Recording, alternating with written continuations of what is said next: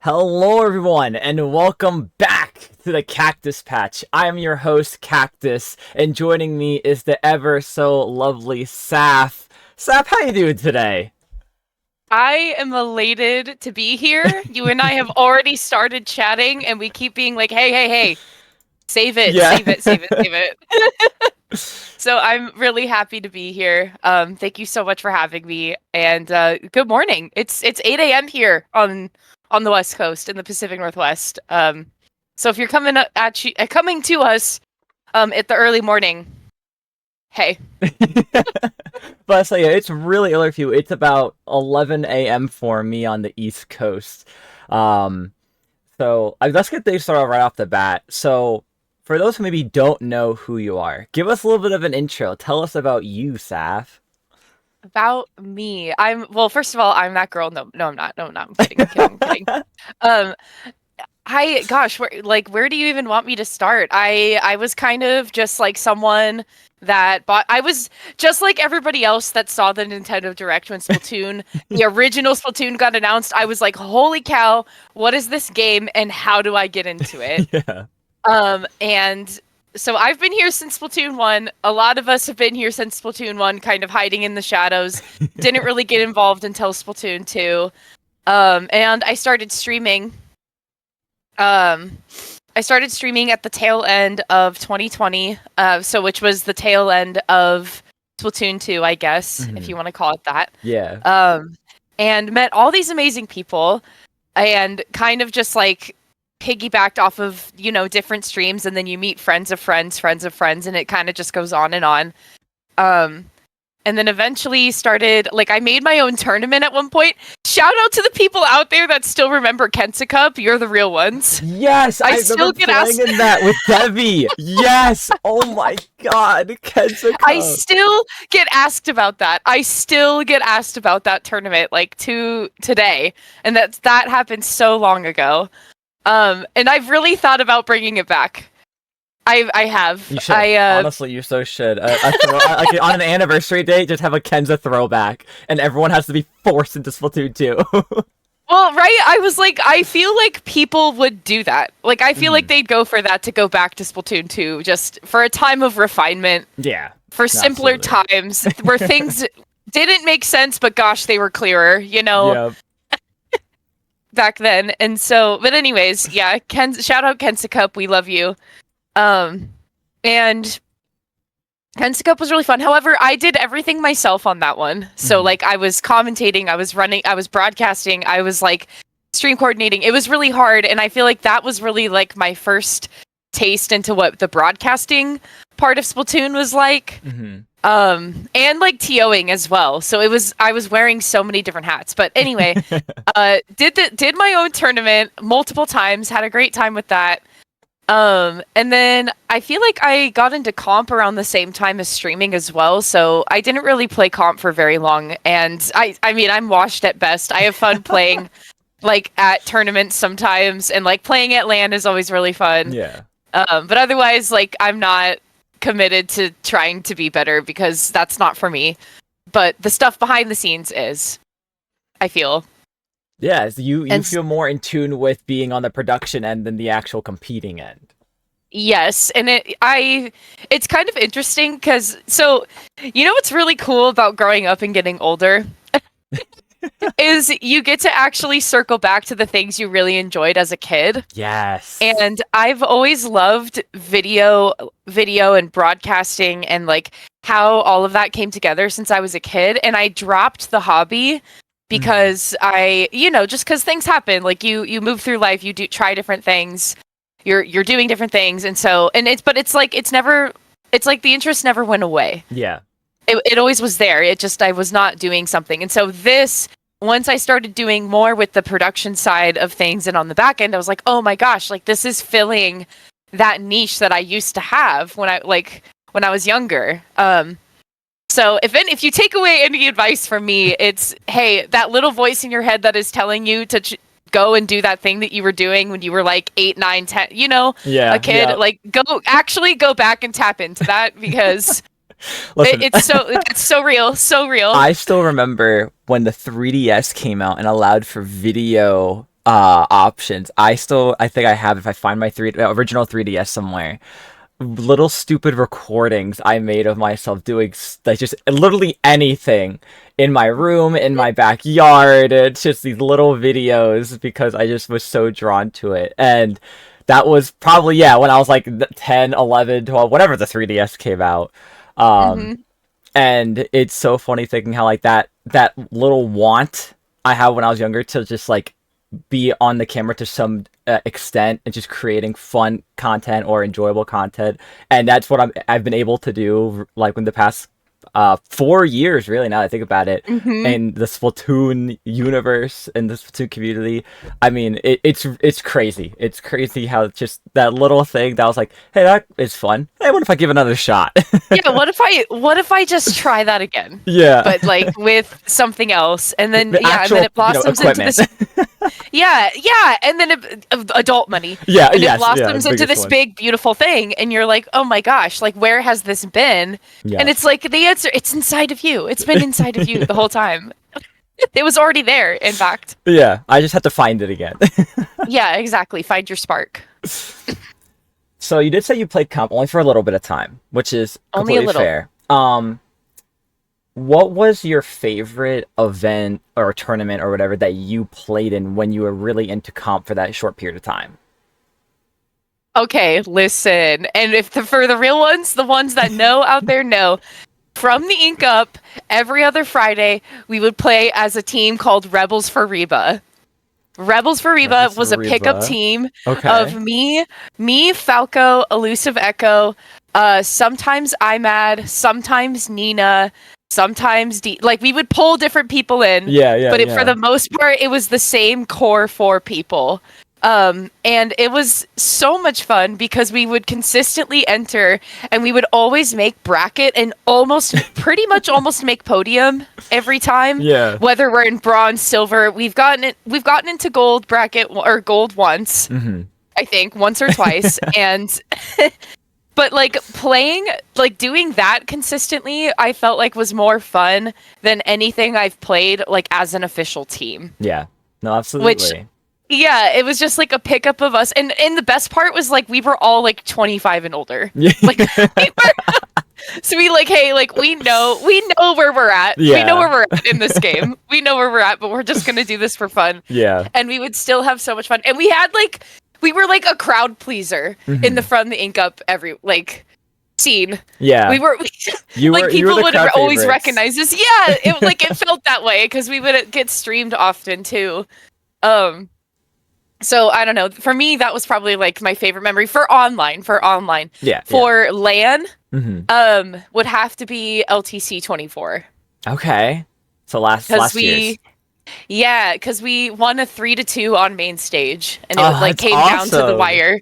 Yeah, it came down to the wire, and it was really good. That was a really fun time. Also, a play on Rebels for Reba. We were Rebels in Kia because our friend Kia Denna joined our team, who's on Team Friendship. I think she's still on that team now. But yeah, good times. Oh, Also, that's LTC awesome. 24, just good vibes all around. And you were there. Yeah, I was there. Well, the final LTC. Who could forget the final LTC? I think wasn't that the major yeah, I think that's when we pied Kurta in the face. Yeah. Yes, Yes. yes, it was. They had to track me down because I got stuck just like talking to people in the LAN room, and I had like four people chasing me like, "We're gonna pie Kurta! Get your butt outside!" Yeah, right now. Get there right now. Oh my gosh. Okay, so I gotta know, what was your favorite weapon to play, or like what was your main? Like what was the Sapph weapon? So I feel like through and through, honestly, I've always been a shot player, Okay. a T-Tech or a shot player, because Yeah. that's what I was in Splatoon 1. I did start with the original Splat Roller in Splatoon 1. Hmm. And then like humble beginnings, Splat Roller. Yeah. And then played shot through the entirety of Splat 1's life. When I got into Splat 2, actually at the tail end of Splat 1, getting into Splat 2, I started playing Dynamo. Played Dynamo all the way through. Hmm. That'll be like the tried and true always. Yeah. Um I feel like in my heart of hearts, that's my my roots. But I've actually, in the past, I guess, couple of years that I've played comp or just for fun or whatever, I've gone back to shot and T-Tech because I'm just Yeah. like, that's what I know. And I also like, I just don't feel like I have the mechanics to do the same things that I used to be able to do. I totally So, feel that one. yeah, so I'm just kind of like, okay, like I'll go back to something that like always rang true to me. But the thing is, am I the best Slayer? No. Not by any means. Not by any means. If I had to like really, if we had to go by the book and I had to pick a definition for myself, like I think I'm a skirmisher. Okay. Like I'll come in and I'll initiate the fight and kind of like hang out, but I can't finish it. The Yeah. fight. Like Yeah. I need help with that. Like yeah, I'm gonna phone a friend for that one. Yeah. It's And someone else's job. yeah, and I can't forget my beloved Junior as well. I love being a support. Always try to take fights when I shouldn't, and I'm okay with that. Like that's me. That's how I've been for a while now. I love that. I love the diversity in the weapon choices. From rollers to shooters. I feel like that's a very wide range of roles that you're playing there. From like you said, skirmisher, support. Yeah, you got range with, especially with Dynamo. I mean, I would love to witness the Dynamo Sapph era. Oh, dude. Okay. Also, never forget the Jet Squelcher with Stingray. Oh my god. Yes. Love her, missed her. I don't care what anyone says. Love her. She deserves her flowers. Yeah. Didn't get used nearly as much because all the chargers just took over with it. So, you talked about a little bit of your experience in comp.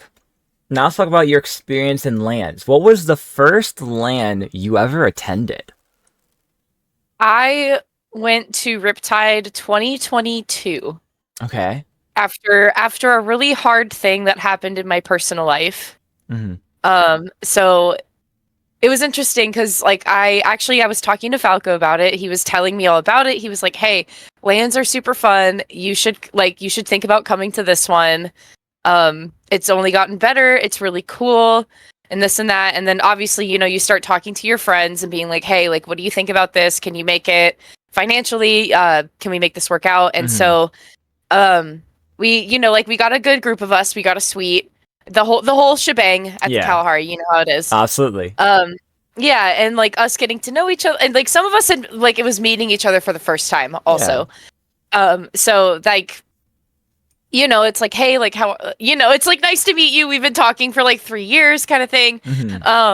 But then once we started like going into the Splatoon room and like actually walking around and getting to be there, because I only went as a spectator this time. I didn't go as, but I did get to commentate for the first time. Oh, nice. There as well on LAN, which was with Debbie.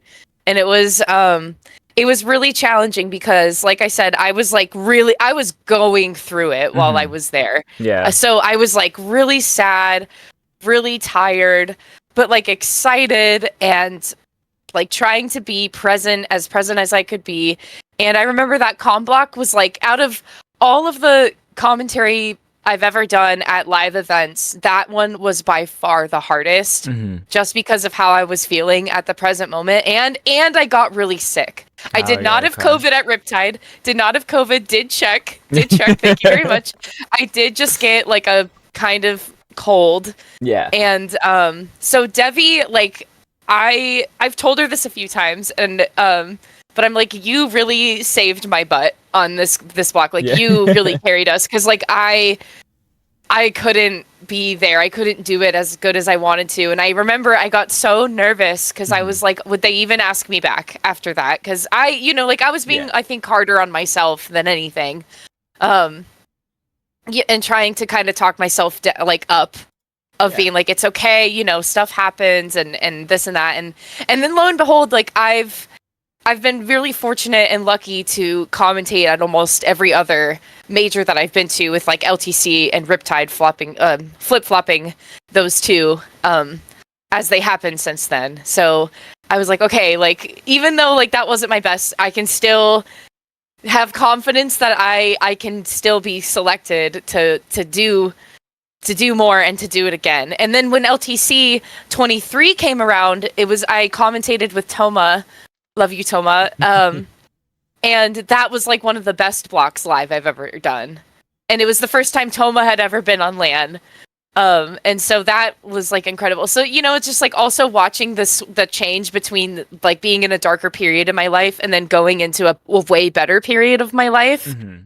And how the difference in my commentary that made as well, and like how into it I was, also made a huge difference for me. But yeah, to circle back to your question, Riptide 2022 was my first LAN, and it was the first time I got to meet a lot of different people, and I think it's the first time I met you as well. Yes, I think that was I think that was my first. I think it was my first LAN I went to. Yeah, that or it was Riptide. It was LTC or Riptide, I think that year. And I remember I wanted to be super memorable and special, so I had like got my own shirt made and printed, and I like pretty much everyone there I could find sign. And I also challenged myself to get photos with every person that was commentating. And I think that's how you and I originally first met, because I found it and I was like, "Can we get a picture?" And I still remember to this day. It Yeah. was after we took the picture. I think that some of the friends you were with, they were like, "Oh my God, Sapph, you're so famous." And it's just like it warmed my heart knowing that I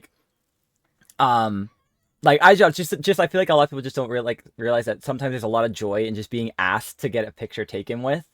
And Yes. that's something that I've Yes. learned to love too, as when I go to the more of these events and a lot of videos I've made that have helped so many people. Like I still attend like locals and majors, and I still have at least one person tell me, "Hey, that video you made back in like, oh my God, 2021 about getting into comp, that's why I'm here today. Because I saw your video, it popped up on my feed, and that's why I'm Yeah. here." And I was like, "Oh my goodness, like you're gonna make me melt. Like that is so heartwarming." Right? And it's like you're inspiring people in like a very small way. Yes, yeah. But it's big to them, but for you it's like, hey, like I just want to make stuff. At the Yeah. end of the day, I just want to make stuff. And if that really rings true to you, then so be it. Then like honestly, you've accomplished something, you know? Yeah. Trying to make some sort of movement in someone else. So that's awesome. Yeah, no, absolutely. It's so good. And speaking of locals, so I did mention that. What was the first local you ever attended?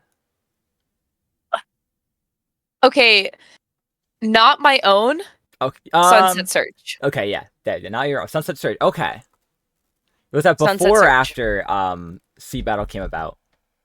That was after Sea Battle came about. Okay. So I just happened to get really lucky Mhm. with that. So their 1 year anniversary was last July. It happened to line up on a weekend that I was available. Mhm. I feel very fortunate, you guys. Like I just please I don't take anything that happens to me for granted, okay? My mother was a flight stewardess for 18 years. Mhm. And so that allowed me to have a lot of flexibility when traveling domestically. And my cousin lives in downtown Phoenix, Arizona. So like not far from where the Sunset Surge venue was. Okay. And so it just the stars kind of aligned for it. I was able to fly down for the weekend, which is great. And then OBT picked me up. OBT's like, go.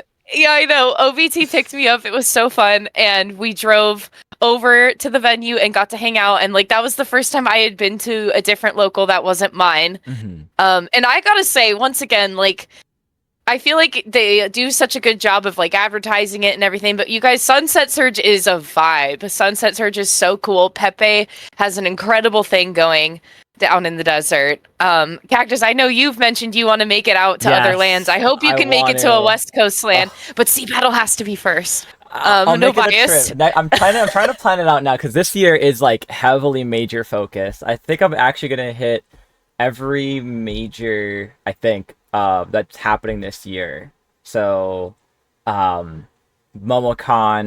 Gomel, Riptide. Is there any other? I think it's only the three this year, right? I think that's 3. Yeah. Mhm. Yeah, so I'll be hitting all those this year. Earlier last in the year, I made my way over to Chai Shoals in Chicago to mark that off my list. So, 2 down. Obviously, Big Dapple's close, so you know, it's easy for me to go. But 6 more to go, and I plan to next year do maybe like a really wild, fun, spontaneous don't want to say road trip, but I guess flight trip to all the locals. But Sea Battle will be on my list first. I got you. Don't worry. Yeah. Okay. Yeah. But I feel okay. I don't want to be like we started it first, but I feel like I saw a lot of traction kind of after my trip to Sunset Surge, with some stuff because. And honestly, it's all my perspective, right? It's not like this is, I am predicting this thing. But so Sunset Surge was incredible. Pepe was a wonderful host of the event, and getting to just hang out with the Arizona scene was really fun. Pepe and Shiny flew up for the next Sea Battle and the latest Sea Battle Royale. They flew up for 2 Sea Battles in a row, and I thought that was so cool because obviously, they figured out lodging. They actually stayed with one of our fellow TOs, Satan. And so they could figure out their lodging and everything. They were like, absolutely, we're going to come back to Sea Battle. It was, not only was the event memorable for them, also they won and did incredible, to be fair. To be fair, there's a reason they're playing in LCS. Yeah. But was nice because it's you guys have made such a memorable experience for us to want to come back, and I feel like that's what the whole thing is about, right? That's what it all circles back to, because our first Sea Battle was horrible. It was great, vibes were pretty good. We had a lot of attendees, and we were really honestly surprised by how many people came out of the woodwork for it. But our audio issues were so bad, and we kept kicking ourselves in the faces over it because we were like, gosh, we didn't even finish on time. We had to finish the tournament online. And we did. We Big Dapple. yeah. And it's just oh man, we just had to finish it online, which we were just kind of, tail between our legs. Okay, we'll do better for the next one. It'll be okay. And then the next one, we got different, I think we got different audio equipment. We replaced it with Astro mixers, and everything went flawlessly. We were on time. We were early for a lot of things before bracket stage started. And it just, I don't know, audio was just the bane of our existence, and we finally just decided to get a bunch of our own equipment. And now things have been running very smoothly, and we just had our 1-year anniversary event a couple weeks ago on April 12th. And that was incredible because again, Pepe and Shiny showed up, so you had people coming from different scenes to be there. We had the team that won Battle of BC that happened a couple weeks prior came down, and they're representing Sea Battle in the LCS, and it's I don't know if that team would as far as I know, I don't know if that team would have came down from BC had we not been invited to go there and hang out and provide equipment for Battle of BC to get to have Splatoon there. Which also shout out Ellie and Slet for that. They literally only had a month from their approval date of getting Splatoon at Battle of BC, I think. Well, a month or so, month and some change maybe. But either way, they did not have a lot of time. Yeah. I feel before they got their actual approval. And that event was amazing. And you're talking about majors, right? I'm telling you right now, 2026, if they are able to get Splatoon again at Battle of BC, that will be the West Coast major. Yeah. I'm telling you right now, it absolutely will be. The vibes were immaculate. The venue was huge. Really great place to walk around. The weather was beautiful. In a really nice spot in downtown Vancouver. Yeah. And so I was just kind of thinking this could be really good if they can make it work again. And the West Coast, as everyone knows, is starving for a major. We need one so bad, especially after so bad. Genesis, did it bring it back? Because I remember going back to Genesis X where they first brought back Splatoon. I mean, even though it was a small crowd, it was still an amazing and incredible experience. And ever since it hasn't returned. I feel bad for y'all. Y'all deserve another major. And I think honestly, what's happening with MomoCon this year totally could happen for Battle of BC, 100%. Especially because there's nothing else really competing for it. You know what I mean? Exactly. And also I think MomoCon has a leg up because there's no LTC, because LTC would happen so close to it. But no, you're absolutely right. I was Battle of BC could follow the same formula that MomoCon did. MomoCon didn't really. MomoCon had 3 days of Splatoon last year, but only had 9 teams. Yeah. But again, like big venue, big production space, like they had a big thing. So it's like, okay, do this again, have more time to advertise. And then now it's like, okay, like you have a lot of traction. A lot of people are going to MomoCon this year. Yes, yeah. So it just, it needs that first initial year to just kind of be like, hey, like we could do something. It's just hard, like Splatoon really does have to prove itself a lot. Yeah. In comparison to other games, unfortunately. No, yeah, I agree. I think it was an interview Popgun did with Siren on the Popcast, where like the Siren had went over like kind of what it's like to have those talks when it comes to the org heads for these events, and how trying to be like, hey, yeah, the numbers weren't that great, but like, hey, here's our track record with other events, big or small, and like the increase will follow. You just got to give us a shot. And it's so hard to try to fight for it, but like once you're able to really kind of get up the upper hand with it and get them kind of interested on the idea, like all it takes is that, fine, we'll run it again, let's do it. I like what you're presenting, I like what you're showing, like let's run it. And once you get those green flags, I mean, it's all up from there. It's really all up from there. Right. But it's exactly that though. You just need the chance. Yeah. You need to be given the chance. And like that's what's really hard. It's like we can't just be we can't be like the Smashers and just kind of be like very minimal equipment to get Smash going. It's a fan favorite for obvious reasons. Yeah. I mean, the main stage at Battle of BC was incredible, and I was like, man, could you imagine if like Splatoon was able to get that? Because it was very like on par with LTC, but it was like better. Like there was more lights, there was more screens too to show like other perspectives of like other things. Like I don't know, it was very cool. The production value was very high, so it just, I don't know, it really makes you want for more. But to talk about Sea Battle again, yes. I have been saying like over and over to different people, like especially Falco, because the LCS is in 2 days. This is his brainchild. He has been talking about wanting to create like something along the vein of like ESPN SportsCenter. Yeah. How can we do have an analyst desk and jump into different things? So this like multi-broadcast championship that is like a mix of our IRL LAN community into our online community. Yes. It's a very good like gap that is it's the bridge he's building. Okay. Yeah, absolutely. And it's really awesome. So it's really awesome to watch this thing that started as an idea come together. And so for the start of Sea Battle, we had an IRL hangout that we coordinated. So it was Fusion, Ollie, Bran, and Bran from Blue Moon. Let me just say that. There's a name you probably haven't heard in a while. Bran from Blue Moon, Ollie, Satan, Fusion, and myself. We went out and like had lunch. We went out and had bubble tea in downtown Seattle. It was a really nice day, and we were just all kind of like, hey, like we all live here, right? Like do you guys want to hang out? Do you want to do something? And it was just that one reaching out, I feel like initiated the snowball that is now Sea Battle. Yeah. Because we were all just sitting there talking, we were just throwing out ideas like oh man, I wish we had a local here. I wish we had something here. That would be so cool. And among other things, and talking, and then it was a really nice day. And then fast forward to probably a few months after that, I get a DM from Fusion and from Satan, and they're like, hey, we're starting a local here. It's going to be called Sea Battle. Do you want in?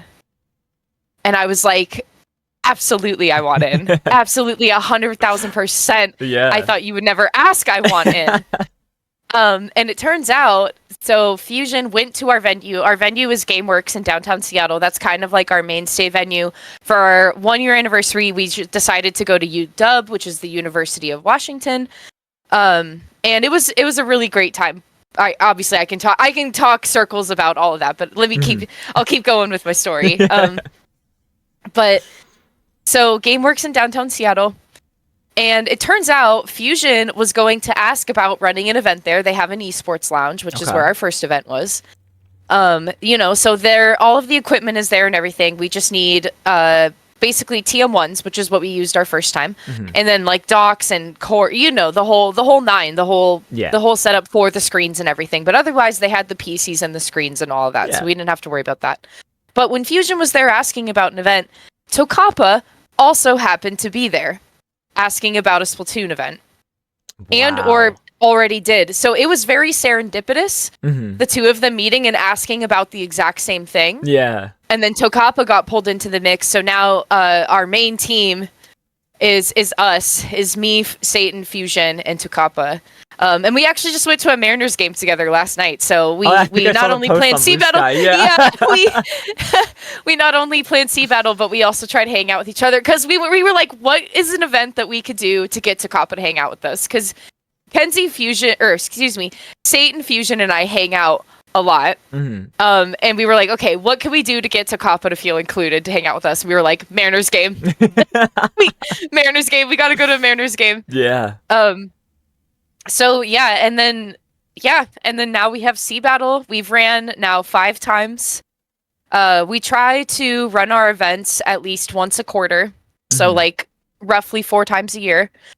This time was 5 because of you add an additional one for the 1-year anniversary. Yeah, absolutely.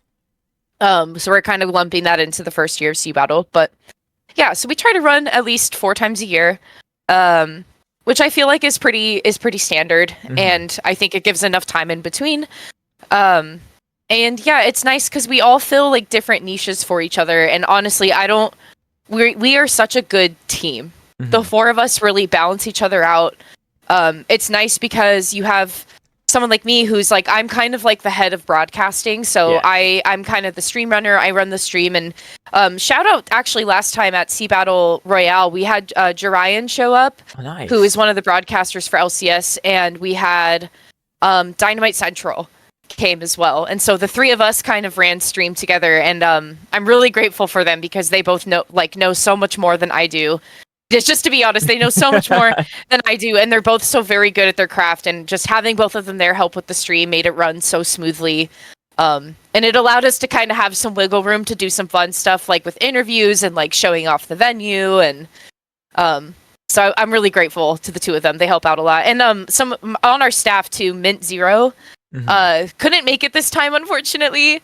But he is also like my left hand when it comes to the broadcasting team. But anyways, it's fun because Tokapa is really good at making brackets, and he has this whole document of like bracket math and like, how does this work? How does the timing of this work? Like, and I'm like, hey, like, I don't know anything about that. Yeah. Here's a really cool design for our new shirts. Which please flex, by the way. The shirt looks incredible. Thank you. Yeah, I for those of people that don't know, and you saw all the staff shirts of the TOs at whatever LAN event that you went to, other than H-Town, I made those. Me and my friend made those. All of them, like for each local? So I made this. Yeah, I made this. Oh, wow. And if I do a little spin, I don't know if I can do a spin here, but it has my name on the back. It has the schedule. It has my name on the back. What? It has the schedule of every LAN that happened. It has the showdown at the bottom. Yeah. Yeah, and the names, and then in Splatoon, I won't lie, this is in Supreme font. But it looked the nicest. Supreme font goes hard on a Splatoon shirt. Yeah, you wouldn't know. You wouldn't know unless I told you. Yeah. But yeah. Wow. Yeah, and it was really fun. It was just me and my friend Aiden in his garage with one shirt press and a bunch of vinyl and a vinyl cutter. Yeah. Oh my gosh. We made these ones, and we also made Sea Battle shirts for Sea Battle 2. Okay. And they got a lot of traction. I don't want to go get up and get it right now, it's but okay, it was fine, after once LCS was announced and we had all these LANs, I was like, "Oh my god, Aiden. What do you think of this crazy idea that we make all these shirts for the TOs?" Yeah. For this event. And he was like, "Oh yeah," like he was like, "I'm down. That sounds like fun." Oh my gosh, Cactus, I won't lie to you.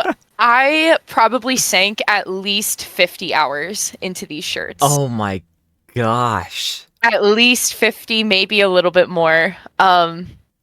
just trying to figure out the flow of like getting the vinyl cut, because you know, like Yeah. sometimes when you cut it, it gets messed up and Mhm. you have to start over, and like having to weed all the material out, place everything. So like this is all different layers. Okay. So they're like, it's not like one press. Like Mhm. this is all layers stacked on top of each other. Yeah. Wow. And then put together. And the other ones are like that as well. So it's like, it's a tedious process. It was really fun, don't get me wrong. Like we were having a blast the whole time, even though like there were days where we would be going from 12 p.m. to like past 12 a.m., you know? Yeah. And we've only made like 6 shirts and it took 12 hours. Like, Yeah. Oh my but we were God. having a lot of fun doing it. So that, I don't know, that was just kind of like a fun pet project for me for the whole thing. But it's exactly the whole thing. Like you get so deep into what you're doing and what you like that you just start like bouncing all these different ideas off, and then you have really cool friends that'll help you out with stuff and want to see your vision come to life, and then lo and behold, you have a staff shirt now. Yeah, like all now these you have a different staff shirt. yeah, all these different staff members for their different respective lands now have a shirt that they can like not only remember it by, but like you can wear it at your next event, you know? Yeah. Um, It reminds me Yeah, of like no, when yeah. you go to like to a concert that they're on tour, and you Yes, all that was the yes, idea! that's the first thing I thought of when I Yes! saw this. I'm like, this literally You like get it, you see yeah, it. yeah. I love it. You see it. Yeah, it was supposed to be like a concert set list. Oh my gosh, I'm so glad you got that. Just right off the bat, you got that. I remember seeing Big Dapple's versions because I had gotten there early as well because I had rode with one of the members of staff. So I was there super early for like one of the first times like ever. Usually like at that time I got there, I'm still on the train to get to New York. Yeah. And I just remember like right before they opened the doors, like one of them was passing all the shirts out, and I was like, dude, those look crazy. What? Like, and again, that was the first thing I saw on the back. I was like, this literally reminds me, like, if when you go to a concert and they're on tour, it has all their city stop locations on it, and it was incredible. Yeah, and I liked it. It was like a weird way for us to be connected, even though Yes, we're very disconnected, you know? yeah, But we all have the same, like we're all doing the same thing. And then yeah, and one other thing that I loved was watching the people's different streams as the lands were happening, and I could see them walking around in the background, and I was like, I made that!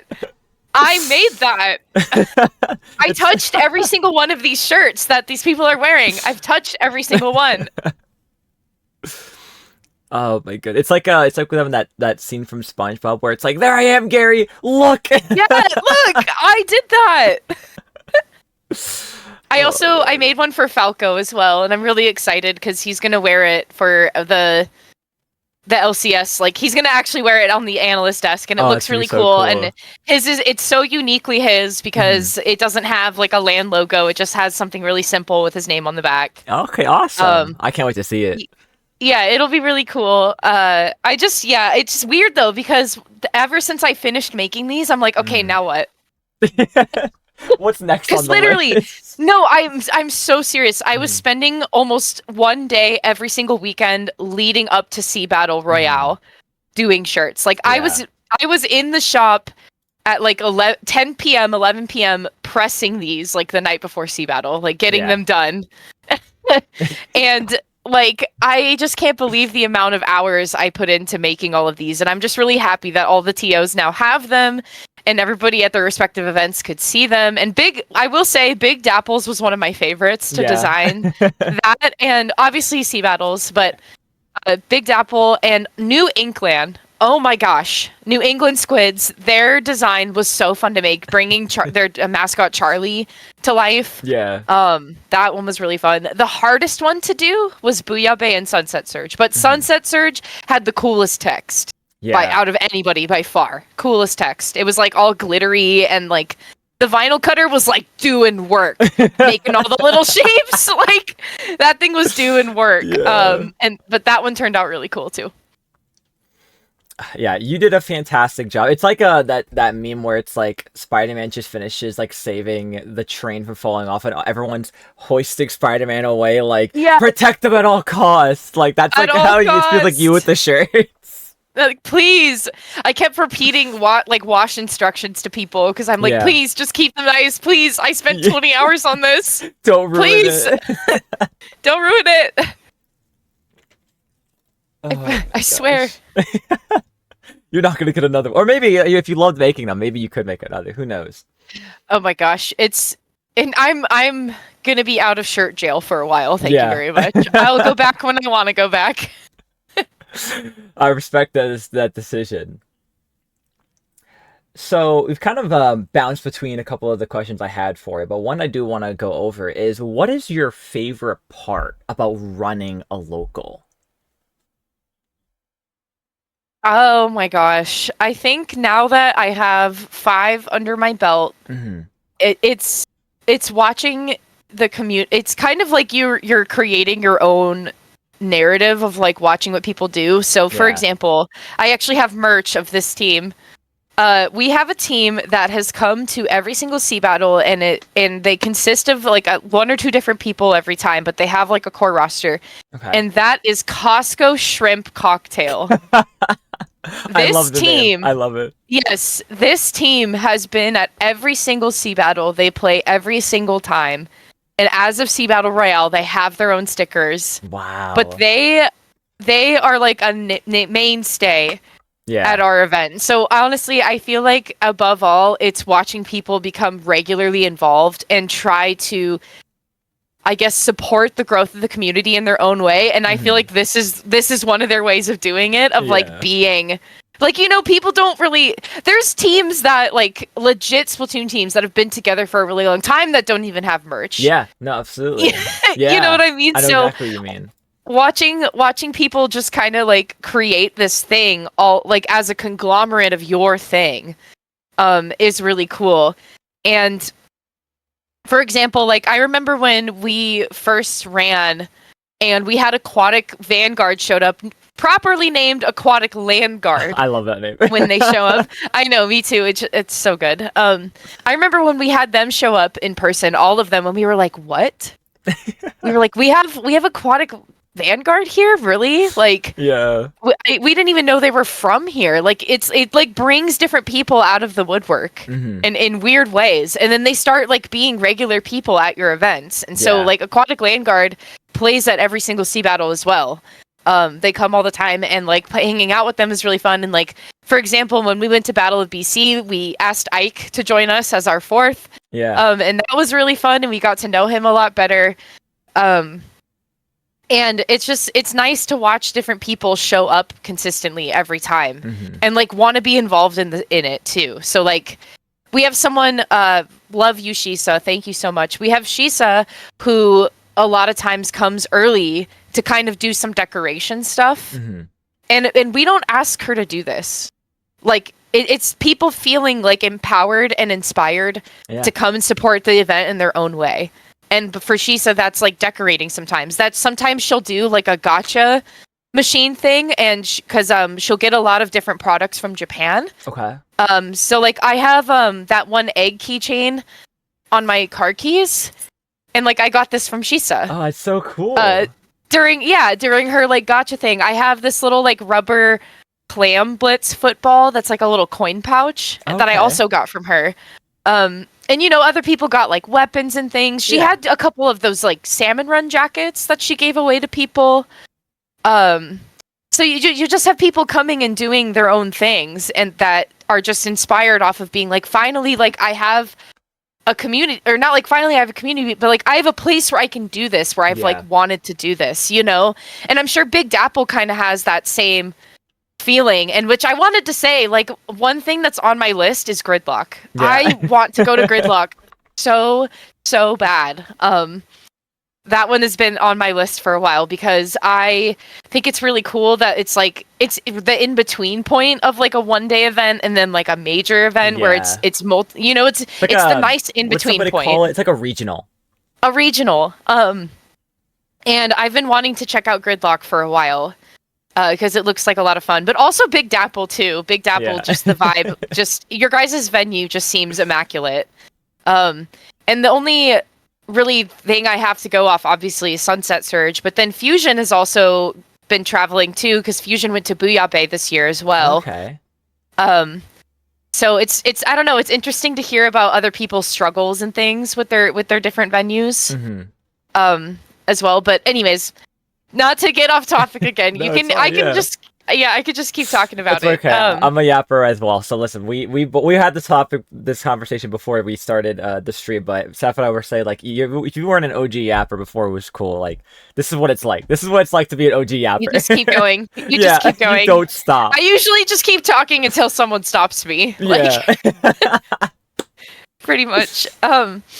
But I think the best part about it, to summarize, the best part about running a LAN is watching all of these different little sub pieces of it start to blossom and become a regular thing. You have teams that become a regular appearance. You have people that want to do their own things to like help and support it. For example, like making posters for people to sign. The postcard, like we have, our what was it? The team of artists that did the like LAN Championship postcards. Like we have our postcard for that.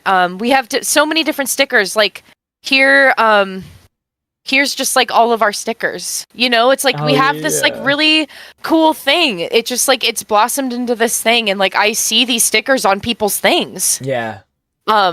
And it's so neat. It's so neat to watch it happen. And then and thank you so much to Tori as well. Like you get a pin. Oh yes. Made. Yeah, and like Tori's been doing this really cool thing where they are making pins of all the mascots and trying to make it like a collection or a line, like the landline, and it's like landline.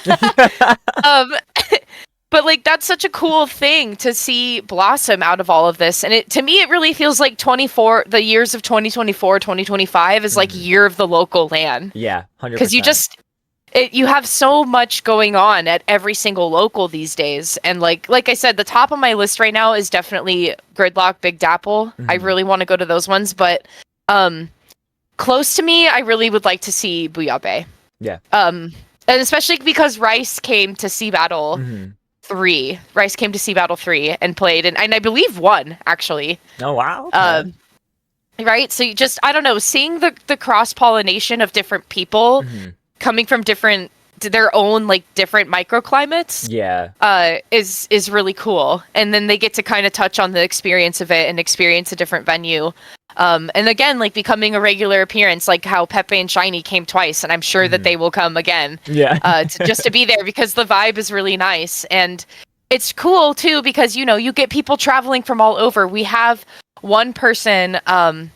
This is so awesome. We have this one kid. His name is 99 Pancakes. He comes to every Sea Battle. His dad and sometimes his mom will come with him and drive him up. And I remember his dad was talking to us one time and was like, "This event that you guys put on is so great. Like none of his friends play Splatoon. Most of them only play Fortnite. And so having this event, this like outlet for him to come and play his favorite game is so cool." And they drive up from Portland every single time to come and play. And so just being like, oh my, like we know that there's people like that out there that like are starving for something like this, and we've been starting to see more and more people coming with like families. Like we had a man and his 2 daughters come to Sea Battle 4, and they just found the event on Start GG. They just happened to find it, and they showed up and they stayed for quite a while just to like check it out and be there. Yeah. So it's just, I don't know, it's really, again, it's so interesting to see how far of a reach you can have, and providing this space for people to just come and hang out and be themselves. And I don't know, like things are just looking really good for Sea Battle. I really hope that we can keep growing and keep encouraging people to come, and I really think that us trying to get our hands in and help Battle of BC and elevate Battle of BC folks a lot more, I think is one of our ways to kind of do that, to kind of enhance our scene up here in the Pacific Northwest a little more. Yeah, no, absolutely. I love what you said about a couple times so far about other people from other locals coming to Sea Battle or vice versa. You guys going down to other locals overall. And I feel like locals are slowly becoming that kind of, I don't say FOMO for like how it was for majors, but one of those events where it's like I gotta go at least once. Like there's no way I don't like try to make time if I'm able to at least go down once, see the scene, see the people, have the experience, visit a state that I maybe never been in before, for something that you love, something that you love doing as a hobby, or you love just spending your time, any free time you might have on progressing yourself with, whether it's any part of Splatoon, right? Competing or TOing or even just watching. So Hmm. it's really lovely to see. Obviously you have the big eight that of course are part of the LAN Championship Showdown, which we will get to talking to about in a second. Um, but just all the coercement with it, right? From the TOs being able to talk to each other about any issues they might have with whatever is going on, but also just a lot of players being like, oh, you know what? Hey, I came from so like this far away just for this local because like Hmm. I just want to experience this side of the country or this event overall to see how it is and how it is. And you always love hearing the feedback of it too, because it's like, wow, like you guys are incredible. Like I didn't realize how much fun other locals are. And it's so amazing to see that. And we're probably going to see it a lot more because like you said, this year and last year is really the spike, the burst in locals. And we actually see a couple, like I think right now are behind the scenes getting built up. I know one popular one that I've seen kind of start building traction is Twin Squiddies. So Yes. we're seeing more areas, the older people get and the more, people that start to connect, build those locals for their own states. And it's honestly such an amazing experience to not only live through, but get to just experience and see that like, wow, like we're getting to a point now where like we're having our locals and they're ending up like with like great success. It's not like it happens one and done. It's like we could keep running this. We could keep going because we're being able to give the community in this part of the country a spot to shine in person for an event if they can't make it to the Riptides or the RIP the LTCs, but just majors overall. Yeah, and I like that each local kind of also has like their regional things Hmm. as well. So like so far in terms of like the pins that Tori has made, Tori has only hit the West Coast so far. Hmm. So like so Cali, Booyah Bay, Sunset Surge, us. Like we have our pins. And so I'm hoping that Tori will start making their way to the east and just kind of start to infiltrate over there Yeah. to get in on different pins because a Charlie pin from New England Squids would go so hard. That'd be incredible. And Gala, oh Yes, my god. Gala's too far away for me right Oh, now, but I have Gala off on the side with Kermit. but I like that though because it makes me feel really connected to the other locals around me. Yes, yes. Especially because like I've seen Pepe multiple times this year, which is just a treat in itself. Getting to see two Yeah. really awesome people multiple times a year, and like I don't know, I feel really connected to those other locals closer to me because we get to talk a lot more and kind of like it's just people that are familiar with the area too, like familiar with the overall area. And I agree with you. I feel like Twin Squiddies is also doing some really good work. They've been putting in a lot of work to get themselves bigger. So Hmm. is Squidwalkie. Oh I think that yes, I general forgot. area of the Yes. Midwest, I feel like is really trying to do something good. Hmm. And I'm glad that like Chai Shoals is kind of there for a good jumping off point because Chai Hmm. Shoals has been here longer than all of us Yeah. have. Yeah. Um, so shout out to Fropey for that one. Um, but it's really nice to see all of these other different locals like trying to give themselves another chance, and like the ones that are really like gaining traction and growing and making it big. Um, I just hope that there's more in store for them, you know. And I'll say it again, like I'm feeling really good about Sea Battle's future. Hmm.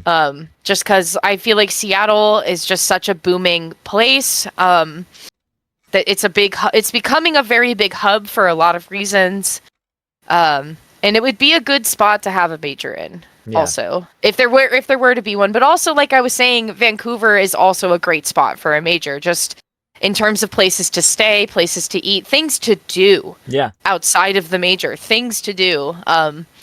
It's a good spot to do it. I don't know. Like I keep saying, the West Coast is really starving for a major. We need something because we have so much going on over here with our locals. Yeah. and how much we can kind of co-horse with each other and do things with each other. So, but it's only up from here. We just need again. We need a chance. We need a chance. Yeah, absolutely. And you know what? The best thing I think that I can think of too about it is like if one does pop up, you have so many individuals down on the West Coast that are really into the production side of things, like yourself, that would absolutely shine brightly in helping those events run, helping bring the numbers to, right? Because you have, I think, what, you guys have 3 or 4 locals down there, right? So you're able to bring over a lot of audience to that event potentially. So like ultimately it would turn out as a massive success, at least in my eyes, with everything that you have capable. All you need is just that time, place, and name for it. Mm-hmm. Exactly. We'll get there. Yeah, absolutely. We'll get there. It's only up from here. All right, it's about time we talk about the reason I brought you on here, the LAN Championship Showdown. So first and foremost, I want to get your thoughts on it. What was your reaction to when, Falco was starting to put this thing together, just when it started happening, and now where we're at here officially, how it's literally tomorrow. Like, let's get your thoughts on it. I have so many thoughts on it. I think one of the first one that comes to mind though is when the talks were being made and plans were starting to get put together. The drawings were getting put on the board, right? Yeah. The amount of people that were getting brought in and agreeing to helping, that was one turning point for me where I was like, okay, like this is real. This is a big deal. Yeah. Just watching the amount of people coming, like the different people from within the scene coming in to like either, for example, like JPEG made all of the stream assets. And so watching somebody spend so much time in cultivating the stream assets and putting so much work into them, and they look phenomenal. And I'm so excited for us to get to showcase it for everybody tomorrow. Cause I really hope that the message has gone out far and wide. Like I say this being like, what do I know? But to me, like this is probably going to be the online event of the year. Yeah. For the scene, by far, because nothing has ever been done before where you have a multi-stream broadcast like this with an analyst desk doing live look-ins on each of those broadcasts and people analyzing everything live. So I think Falco, Keone, and Nito are going to do just a wonderful job with that because they all, not only I think have a lot of commentary experience and yapping experience, but they also are very sports oriented people. So I feel when it comes to having this sort of conversation about the game, they are the best to do it. Yeah. With each other, just considering their joint knowledge together and how much experience they all have in general with the game. So that I think they're going to bring a really awesome show for us tomorrow. And I'm happy about the talent. I mean, obviously you're part of the talent tomorrow as well, which I'm grateful to have you on the roster, because if we didn't have you here, I mean, if you were playing in LCS, then like we couldn't have you here. So I'm really glad that you tried both ways. You were like, I'm going to try to play in it, but now I'm going to be on this side of things. So I'm glad that you're on this side of the fence. Yeah. I was really, really happy with the talent that we got for this to be a part of it. And as someone that's like also making like a commentary doc for folks to have information to pull from, I have full faith that like all of these people are going to be able to just like talk about everything that they can to like, grandstand or keep things like, you know what I mean? Like to keep a conversation going. Like I'm really excited for the talent that we have. 'Cause again, a very skilled group of people, coming together for it. And so again, just seeing the different people that were being brought into it and like how we were putting everything together, and especially like the people we have broadcasting tomorrow, like we just have a lot of the best in the community coming together to do this.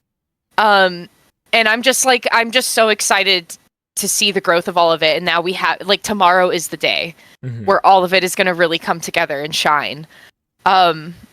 And I think it's just a cool, like I said it earlier too, it's a great way to bridge the gap between the folks that like to do a lot more stuff in the IRL community versus the folks that like to do a lot of stuff in the online community. Yeah. And so it's a really nice bridge to be built, I think, between those two worlds. Because I feel like they are very separate. Because when I think of the Splatoon community, I do think of the LAN community. Mm-hmm. And I'm like, this is the community that truly represents us. More than anything. And so I'm glad that this is a very good way to kind of mesh those two pieces together. And just, watching it all come together has just been really special. And it's really cool to be a part of it. I love being on the Splatoon Tournament admin team. Admittedly, it's like having to run Ludi tonight this season with also planning this, with also IRL obligations of my own has been really challenging for me. Mm-hmm. To be a part of it fully and present fully, but it's been a treat all the same. Again, it's Falco's brainchild come to life, like something he's always wanted to do, and he's got all the right people on it to do it. Yeah. So it's really cool. It's gonna be really fun. I'm so excited, and I'm excited to like see what people wear tomorrow. I'm wondering, are people going to dress really nice? Yeah. For their commentary blocks? Like, what are people going to kind of bring to the table tomorrow? But the graphics and everything, I think, are going to blow people away. It's not going to be like any other Splatoon broadcast, I think. It's going to be totally different. And, JPEG did a really fantastic job to try to showcase, like, what Falco was going for. So it's going to be so cool. I'm excited to have everybody watching. Yeah, I mean, especially like for myself for the commentary side of things, I'm excited to just be able to see it as well firsthand, like live with everyone else that's going to be watching. Just like, it's going to be really hard for me to stay on track of like talking about the game when I'm going to be seeing probably the amazing work that JPEG has put in. Also, just everyone else on the production team. Like, I'm going to have to refrain from being like, yo, this is so cool. How'd they make it? Wait, sorry, game. That's right, the game. Yeah, it's going to be setting a different benchmark, I think, for online productions. Yeah. But it's, I just, like, I don't know how, I don't want to, like, spoil anything. No, absolutely. Hey, listen, no worries. Well, let's shift gears just slightly then. So I know overall you're looking forward to this, the event itself, running it, just being a part of it. Is there any one thing, though, that, like, is, like, that kind of shining star that like was the most thing you're looking forward to for tomorrow's event? I think I'm just glad to see how much support that it's getting on different social media channels. Yeah. I think I hope the biggest takeaway is for people to feel encouraged and empowered to make the trip to those locals, like you said. And I mean reaching far, right? Like I'm talking about me flying to New York, going to Big Dapple. Yeah. I'm talking about but like make a trip out of it, right? Like don't just go for like I wouldn't just go for Big Dapple. I would go and want to explore parts of New York City. I'd want to make an itinerary for it, and Big Dapple would be a part. It would be the main part of it, but it would be a part of it. Yeah. And so I hope it really does empower people to make that trip, book that ticket, go to that place, and go and see what that scene is like. Or even just like if you need to make that 3-hour drive, 2-hour drive and just commit part of that weekend to make it out to that place. Like I just really more than anything, I hope it empowers people to encourage the other community around them. And kind of ask like what their role is, like what can my role be in all of this, and like where can I try to get involved? Because I feel it is events like this, like LCS and stuff, that jumpstart people into their commentary career, that jumpstart people into wanting to get into production, that jumpstart people into wanting to go to local events. Like it will be broadcasts like this that get people to do it. And so more than anything, I'm hoping it inspires people. And like it sounds kind of cringy and kind of silly, but I'm hoping that it does encourage and inspire people to like do more and do that thing, because it's like you said, like it scratches an itch of something that you really liked, and Yeah. you're like, you know what, I am gonna post that video, Yeah. even if there's something about it that I'm like, what am I really doing this for? It's Yeah. like, no, like I am gonna post that video because it means something to me, and obviously it will mean something to someone else too. Mm-hmm. So more than anything, I hope people feel inspired by it. I hope people feel that there's a way that they can get back involved in the scene if they've left for a little bit, get re-involved, get introduced to something new about it. Because I feel like this community in particular is a good spot to try to explore those interests. People are so nice and definitely want to give you the chance to try something. You just have to reach out there. You just have to look for it. Yeah. So I hope this encourages people to do those things, to take that leap. Absolutely. And it's like you mentioned before, how this is really bridging that gap from local in-person events or in-person majors to the online scene. And it really does has the opportunity to spark that huge leap for people of like, wow, like I usually only play this game online, or I ever only watch like this stuff from online, but knowing that there's 8 teams competing in this event that all won from respective majors across the country, now it's like, wait, now hold on a second. Now maybe hey, I'm close to that LAN, or I'm close to that local, because that's going to be a big hitting point. Is like, obviously they're representing it and they're showing, the strength that they have to be here. Well, not today, but tomorrow. It's going to want them to maybe have the opportunity to say, maybe I can go down there, even if it's just to watch. Like, let me take that trip, see what it's all about, or vice versa, right? It could be, like you mentioned, this really being that ignition for people who had that slight interest of, like, getting into production or commentary, or maybe in general, just, like, being analytical. We have a lot of great members of this community who post on, like, Blue Sky, doing a lot of analytical work for events. I've seen it for Ludi, I've seen it obviously for the Championship Showdown, I've seen it for major events overall, like our online majors, like the SQ major. You see a lot of these individuals who just take it upon themselves to be able to put in that kind of work because they just love that aspect of the game, rather than just the usual playing it or competing or watching or helping run the event to make it function. It really has the opportunity to have so many different encouraging outlets, and that's what makes this so extremely unique and special. And I really like what you said just a little bit ago about how, like, these locals are your region's major. Yeah. Like, Sea Battle is a Pacific Northwest major. Booyah Bay is the California major. Stokali is a California major. It's like these places, these local lands, like, are your local area's majors. Like, and I think that that's something that needs to be hit home a little bit more. It's like, hey, like, this is another microclimate within the macro of it. Mm-hmm.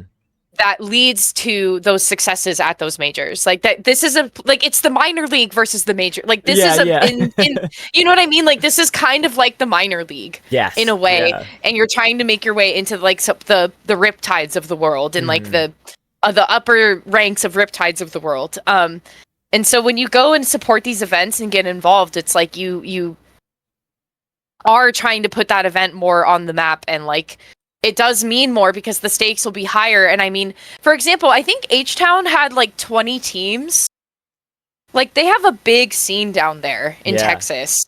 And they had so many people show up to H-Town Splashdown for this last one. Mm-hmm.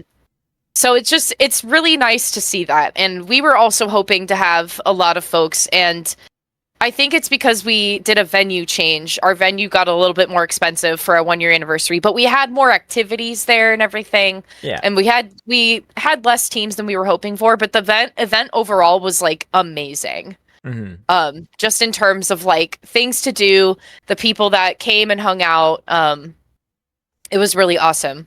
So it's really cool to me that people, like, need to understand that this is a higher stakes thing. Like, it can be high stakes, and it's important. And I think that the LCS really instilled that into people of, like, hey, like, you could win your local. However, if you win your local, you get invited to this very exclusive tournament. Yeah. So I really like how LCS kind of like upped the stakes a little bit. Mm-hmm. And I think that encouraged a lot of people to also travel. Like you said, you went to Chai Shoals and like you competed at Big Dapple, but like it encouraged people to travel to other lands. Yeah. Like it jump started people to travel to other lands to try to qualify for things. Which I'm hoping that even though there isn't a higher stakes maybe in the future, like in the near future necessarily, I still hope that people will like want to go to travel to other lands regardless. And I hope that more of the lands can show and showcase different things about them, like how having more venue camera or interviewing people that were there and like talking about their land a little bit more. And I like that we can do that at Sea Battle. I hope that, I'm sure other lands do it too, but I hope that they can have more opportunity to do that, just to like make it sound more enticing and appealing to get people to visit. Yeah, no, absolutely. It's really what I can jumpstart in. Like you mentioned, like for me, that was kind of the jumpstart to me wanting to branch out to another local. Not only because like I have some friends down there that go to Chai Shoals regularly, that they have been asking me to go for a while. I never really had an opportunity to, or felt like, you know, I'll have that window. And then, you know, here's announced the LAN Championship Showdown. And I was like, you know what? It'd be really cool to try to qualify for this event, even if it's not in my own hometown local. But it's not only am I going to be able to try to compete for them, but experience the event, experience the people down there, get to talk to a lot of people, experience their venue, but also just the state overall. While I was down there, like the main purpose was Chai Shoals, but I got to do so much more. I mean, I got to stand on one of the ball things outside of a Dave and Buster's and got the hardest photo I think I've ever taken of myself. Like that was pretty peak. I'm not gonna lie. Got to go to like an ice cream museum. It just, I was able to get shown what's fun and what's cool to do in another state that I knew nothing about. And that's what really makes it such a fun experience going to another local. Like, yeah, it's cool to go for the main purpose of like the event as a whole, but like if you don't at least take a day or at least a couple hours to experience what it's like to be a local in that area, you know, you're missing out. And it's a really good opportunity to finally also explore and, you know, say, hey, I actually traveled. Maybe you're someone who doesn't travel often, but you've always had that kind of in the back of your mind. I'd love to one day go to like another state for whatever reason. You know, yes, Splatoon can literally be that reason, and you get to play the game you love and hang out with friends and see something new. Exactly. I feel so seen by you lately. Yeah. I just, you're hitting home. I'm matching your vibes. Yes. You're picking up what I'm putting down. Yeah. Hey, us yappers are on the same wavelength. That's how it works. Let's talk a bit about the teams for this event, right? So one of the questions I had is about predictions, right? Is there any team that you know, you have bias here, obviously, if you wish to, but any team you would love to see win, or is there any team that you would you're excited to see compete in this event? Maybe two certain teams against each other, or overall to see how well a certain team can do? Okay, so My Little Henlo is seeded first for obvious reasons. Yeah. My bias honestly comes for Prickly Pear, but that's because Prickly Pear are my friends. Yeah, that's so unfair, honestly. And yeah, Prickly Pear is my friends, and so I am wishing them all the best for the tournament. I'm also really excited for No Boys Allowed from Booyah Bay. Yes. I first of all, their name is the best name to me. No Boys Allowed. I love that so much. I can't put my finger on why. And I'm excited to watch them. I am so excited to watch Sea Bubbles. I have a feeling Sea Bubbles is going to make a lot more of a commotion. I feel maybe than some folks are in their minds are giving them credit for. I think they're going to do very well. I'm excited they're representing us. They're excited too. And I think, yeah, I just think they're gonna do more than I feel than what meets the eye so far. Yeah. But I will say Prickly Pear, so excited to watch Prickly Pear, and I really want to see how far No Boys Allowed gets, because I do think that I think the seeds that are between like 2 and 5, I think are a crapshoot. I think that any of those seeds really have an honest chance of kind of making their way a lot higher than maybe what is predicted. But I'm most interested in the idea that the folks that are competing on these teams, some of them are a mix of like online warriors, people that play in so many online tournaments, and a mix of people that go to LANs a lot. Yeah. And also do really well on LAN. So I like the mix of experience. Like, we're getting a really good melting pot of experience. Again, bridging that gap. You have a lot of folks that are very well versed in online tournaments settings, and you have folks that are very comfortable at LAN and like sometimes do better at LAN, arguably, which raises a whole other question for me of like, how are things going to go for people that are more advantageous on LAN? Yeah. But then they are now having to play in online and produce similar results. So like, that's another kind of variable I've been thinking about too, is how is that going to translate? But it's going to be fun overall, and I'm glad that we get to see every single perspective. We get to follow every single perspective and like refer back to it with commentary, with notes. Yeah. And just kind of have all of the data at the end of it. It'll be nice to kind of put all of that together. Yeah, I mean, I think something that I really like, you hit the nail on the head with it, with the players being mixed from, online warriors and just LAN warriors. And I think something I love seeing also is like the players individually of who they are, right? Like, you have some of these teams that have players that that are top level or high level players, but then you have some other members that like maybe not people aren't that aware of because they're not, as you mentioned, as active online, but they're pretty well known in their local scene. Or maybe they're a little bit newer to both sides and they just stick in a small circle and they just compete with those friends and they're just really good that way. So it really shines a light on these players overall as individuals that have this opportunity to play together as a team to obviously not only represent the home turf that they're competing for, the local that they're representing, but kind of bring in that audience of like, hey, like, I didn't know this one player on the team, but I knew the top level player that's a part of it. Like, I think it's so unique seeing so many well-known names with not so well-known names, because it really shines a light on like, there's so many good players that just are hidden behind the really popular ones. And I love that this is going to give that opportunity to have a lot of spotlight. But I also think it goes to show, which I know you experienced this at LAN, I know I experienced this at LAN, sometimes it does feel like people really, like, cast a strong light on you. And I want to just reiterate, it's like, hey, I'm just a person. Yeah. Like, I'm just a person that is, like, very passionate, and, like, I'm willing to put myself out there and do something about it. Yes. And I feel that sometimes we lose sight of that. And I like, all of the players that are playing in this, like, they all have lives. They all, Splatoon is something that they do for fun, and they have a lot of fun doing it, and they're very good at it. And it branches into a lot of other hobbies and things where they can be creative and like and flex that muscle. But at the end of the day, like, I'm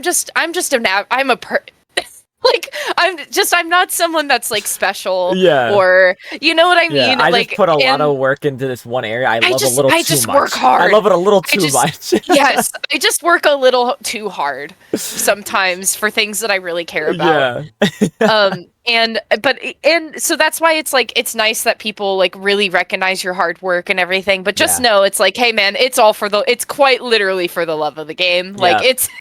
That's what's I'm running out of spite for love of the game. But at the end of the day, like, I'm just a normal person, and same with the players playing. They're all just regular people wanting to play in a tournament and prove themselves. And I just love that we've created this like very epic like storyline of like, this is the battle of the ages, like type of thing. And it's like, we're all just people doing this game, being like, hey, this is really fun. What if we just like make it a really big deal? But it's nice to like add that onto it. I think it makes it fun. Yeah, I love the that this brings up the opportunity to answer the question. Who is the like? Of course, like when back in the day when IPL did the state versus state tournament. Region Rumble, Yeah, bring it Region back. Rumble. Bring it back, Please. Proving Grounds, please. We want Region Rumble again. Popgun was like, I'm never doing this again, and we're like, but why? It was so fun, but this is like the new and advanced version of that, of like who's the better state, who can come out on top and claim victorious. This is like literally the like a state championship, and like who's the best state of them all. We'll never make it to nationals. Yeah. Exactly. Oh man. All right, let's do. I would love to get your prediction on who you think will win this event tomorrow. I'll give mine as well. If you'd like, I could go first. Okay, yeah, you first. Okay. So, looking at the qualifying teams, of all that we have, as strong as I see a lot of these teams are, I think for me, the team I see bringing home first place is my little Henlo. And I'll give them a little bit of a reason why, right? These players have played consistently a lot on and off of the LAN in general. You've seen them play in online majors, you've seen them play in those charity tournaments, like whether it's like 1, 2, or 3 of them together, or all 4. They bring a lot of strong synergy to the table, as well as, of course, just mechanical skill and game knowledge. They bring a lot that they're going to put into this event and go all out. I mean, I'd be... I don't think it'll happen where we ever see like a clean sweep where it's like there's not at least every team dropping at least 1 or 2 games. But to me, they are riding that number 1 spot because of just what I know about those players and what they bring. Mm-hmm. I don't disagree with you. I think my little Henlo, they're seeded number 1 for a reason. Mm-hmm. Yeah, they're number 1 seed for a reason. Yeah. They have many reasons. But I don't know if it's bias. It can be. It's okay if it is. It might be just a little bit, but I truly think that Prickly Pear has a shot, and I do think that Glub Glub has a shot. Yes, yeah. I do think Glub Glub is also on the same vein as my little Henlo, and I think Prickly Pear is as well. Mm-hmm. But in terms of the dip between Prickly Pear and Glub Glub, I don't know. Yeah, but I do think I do think that there could be an upset where it's one of the two. Mm-hmm. That's a match I want to see happen. Like it's literally like the two those two locals, just Sunset Surge and Big Dapple, have a lot of fun of just kind of like in a joking way, obviously, but having that friendly banter with each other. West Coast versus East Coast. You have West Coast, Best Coast, and East Coast goats. You know what I mean? It's like, I would love to finally see just those two teams face off and see who comes out on top. I think it would be so entertaining. I think the chat would go wild. The commentary would be insane. I it will be, and it will. Yes, absolutely. It will be no matter what. Just a little bit of statistics for you as well. Just thinking about think about the 8 teams, right? Think about their overall game wins and losses. Yes. Pretty much everybody except for Siku got kicked out from H-Town and No Boys Allowed from Booyah Bay had a perfect record. Yeah. And Sea Bubbles. Yeah. And Sea Bubbles. Everybody had basically a perfect record, I think, up until the bracket reset stage. Mm-hmm. So, my little Henlo, with the amount of teams that were playing, they had 13-0. With Octopus. Oh my god, the Chishul's team is like that was something that they Octopody. Thank you. I was like, please, phonetically, can somebody say it for me? Because I kept trying to say it. Can you say it one more time? Yeah, Octopodes. Octopodes. Yeah. I'm gonna need to say that over and over and over again. Yeah. So Octopodes went 15-0. No Boys Allow went 17-3, but that was probably before they got to bracket reset, I would assume. Prickly Pear went 17-0. So it's like you already have the best of the best playing at these locals, and they have the records to prove it. Yeah. So now it's like it's the region rumble, right? It's a Yeah. matter of, okay, let's throw a stone across the way over to Seattle and see what happens after we do that, right? Mm-hmm. Like what happens next. Absolutely.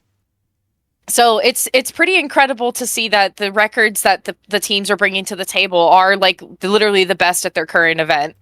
And it's I don't know. I'm really rooting for Glub Glub or Prickly Pear. I really Yeah. think that there's such a wide knowledge of experience between those two. Mm-hmm. So I do think My Little Henlo is going to have some problems with those two. And I think No Boys Allowed as well. Yeah. I think No Boys Allowed is also going to surprise us, especially because like Helix is also online and IRL major person extraordinaire, just like a couple of other folks in those rosters. So again, wide net of experience coming together for each team, and I think it's going to be a toss-up for me. But I know that My Little Henlo is going to do really great regardless of what happens. They're going to kill it. Yeah.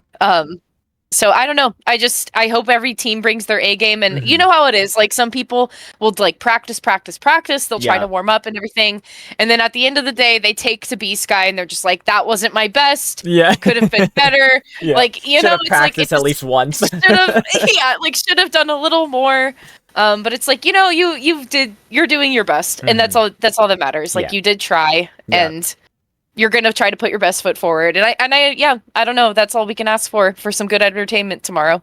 Yeah, no, absolutely. And I know all of these teams and players are gonna bring the absolute best that they can, as if this is like, this is their major. You know what I mean? This is their they fought through the qualifier. They succeeded with incredible records, and now this is like the major that, in a sense feels like our little mini worlds of like each our own state world colliding, right? This is like the world championship for LANs. Because now you have so many incredible players from each state now finally going against each other. And it's going to be really interesting to see based on not only the team that they beat at their local, right? But, what are they going to do differently maybe that's going to really challenge some of these other teams that really are like those strong boulders in the way, right? This is like the top of the best of the best that's being offered per state, by players.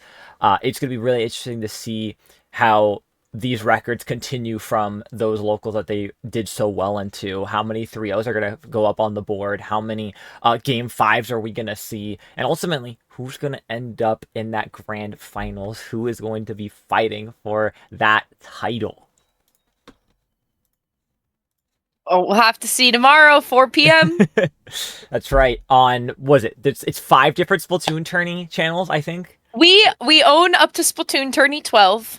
That blows my mind. That blows my mind. 12. The first time I ever tried testing broadcast for Ludi Tonight was on Splatoon tourney 12. I had to practice because I was like, I don't know how any of this works. And then Falco was like, okay, here's the stream key for this. You can go live here and just see what it looks like and test it. And I was like, thank you so much, Splatoon tourney 12. If nobody got me, Splatoon tourney 12 got me. Okay. Yeah. But the actual broadcast schedule, the run of show, if you will, is on Blue Sky. And so the analyst desk with Falco, Kion, and Nito will be on Splatoon tourney. And then you have all of the games being spread across Splatoon tourney 1 through 4. If you want to come hang out with Rose, Rocket, and myself tomorrow, we will be on Splatoon tourney 4. And then eventually every broadcast is going to lead and cascade into the Splatoon tourney broadcast for grand finals, which I will also be there with Popgun tomorrow evening. Oh, you're going to kill it. I'm so excited. So are you. It's going to be a fun time. Yes. Oh, all right. As we're rounding off the last couple questions that I have, one of the last ones I do want to ask is running this qualifier for Sea Battle. Was it any different than running just your regular Sea Battle local? Is there anything you had to do differently? Any different kind of prep work? Or was it pretty much about the same? It was different. It was the same in terms of vibes. Vibes were immaculate.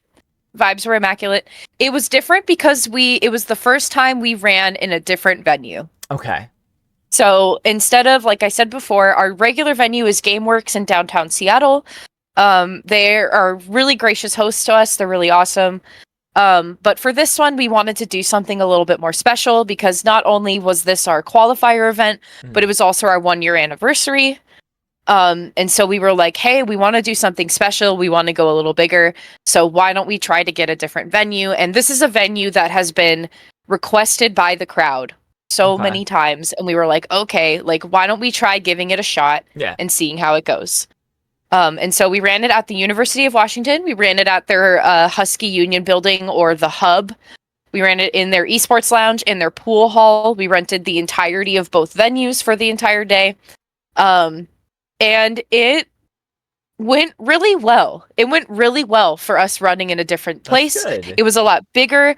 What was great about it is that there were so many extra activities for people to do. And we had an artist alley.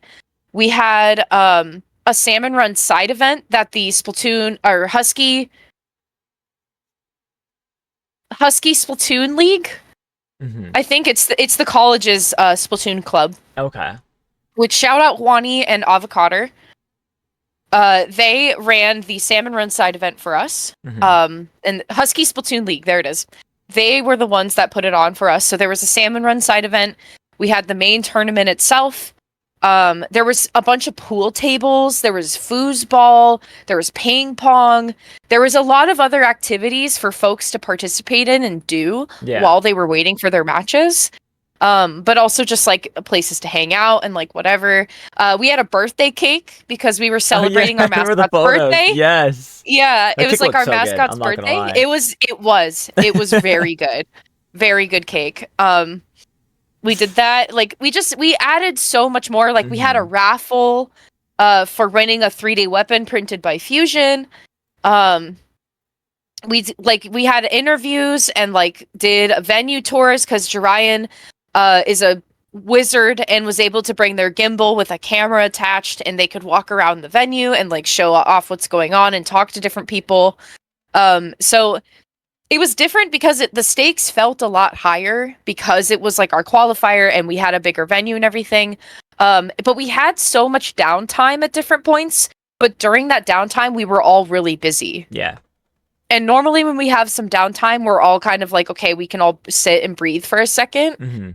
But this time we were all like super busy, and like I'm grateful, like I said, on my side of things as the broadcast manager, if you will, having Jarian and Dynamite there because they both love broadcasting and producing. And so I got to kind of play the role of like stream runner, but then I had moments where I was behind the production desk a lot, and we got to invite different people to do spec camming to just like try it out. Yeah. And just like volunteer for it. And so I don't know, it was just, I liked the setup a lot, and it felt like higher stakes just because the venue was bigger. We wanted to make it a better event, and we were adding so much to it. And I'm just really happy with the feedback we received. Like, people were really honest, and they were like, the venue was amazing. This was really awesome. However, like, maybe next time for this could be different, you know? Yeah. And one thing I'm really glad that went well was our artist alley. And our artists that came all had positive reviews of like, I would do this again. This was really fun. Glad that we could have the space to do this. Obviously, like, this could be a little bit better. However, like, overall, my experience with this was great. Awesome. And so like the Salmon Run side event was also critically acclaimed. And so having those things go successfully, and like, it's nice to see our event grow bigger and bigger each time. And so I would really like to see us try to do those things again. And like try to make those things a regular thing. I think it's just hard because we're really limited by space. And especially if you have more and more people showing up, it's like space does become your limiting factor. And then having to try to have multiple setups for things and having like a whole additional Salmon Run setup. Like, we had to borrow monitors from different people for this. So there's just a lot of parties involved to try to make it work. Yeah, absolutely. And so I just hope for next time and like in the future, like, we can continue this upward mobility, but like, we need to bring more people in. Yeah. And luckily, we have a lot of people that help with teardown and setup. So that's nice. Yeah. No, absolutely. And then I know exactly what you mean when it comes to the space situation because not yet anyways, maybe one day down the future. I have kind of a self goal alignment how I want things to go for my when I do eventually want to retire from comp, but I'm not a TO for Big Dapple or for Metro Inc. But I love helping out wherever I can if I'm able to. I love making their trailers and everything, but I also love just talking to them in general about how we are on time, how the setup's going, how things are going, and just being a spectator and competitor when it goes to just seeing these events. Space is the biggest issue. I remember Gridlock last year. We had I think twice the amount of people we had at the first Gridlock, which was still a lot too. Like we I think it both times hit the team cap, and we all went out to like the street because we got lucky. It was closed off for like a street event regardless, so we were able to like just stand in the middle of the street and get a group photo in. But there were so many people, and then like just going back in the room once everybody like got back to it's just where they were sitting or playing or whatever, it was crazy just seeing so many people in such a really enclosed spot. And it's one of those things where it's like that's always gotta be on the back of the TO's minds, and it is. I've talked to a couple of them, and that's always the biggest scare, the biggest worry, especially because other facilities in the area are either kind of really far out or don't match the same kind of value that the Brookland, the spacing that we have, the event area, what they host for us, right? Because they have all the monitor setups, they have the PC setups, they have a stage, they have a lot of seating, right. They have so much that like most venues don't offer. So it's always tricky to be like, and I'm always wondering for them, it's like, when is it going to be that point where it's like we have no choice but to try to take that next step and find a different place because of how limited we are on the volume in that area, because people just keep coming, which is fantastic. Like it's awesome to see so many people keep coming, but at some point it's going to get to a point where it's like, hey, we kind of need y'all to like stand outside. It really does become standing room only. And for Sea Battle 4, we changed up our venue setup. We were still in GameWorks, but we did it in their kitchen. Mm-hmm. So we had a dining room, a kitchen, and then we had their party room, and all of that was connected. Like it was like one big corridor, but it was very feng shui. Like it all connected in some way. And I remember when we had that set up, like people really liked that because again, it was more space to hang out. Mm-hmm. You could order food and beverage right there. You could walk out and go play in the arcade. You could go somewhere else to eat in the heart of downtown Seattle. Like it was really nice, but overall, like just having more space for people to walk around and hang out was so nice. And so I'd imagine for when we go back to Sea Battle 6, that we are going to probably return to GameWorks, I'd imagine. Mm-hmm. And so that's probably going to be our normal setup until we outgrow that space, because we have outgrown their esports lounge. And so that is why we've been like borrowing monitors and being in this larger area, because we're like, we can't take many monitors out of the esports lounge. Luckily, they do provide us with at least one setup of their own esports, like of their monitors, which is really great of them to do. Yeah.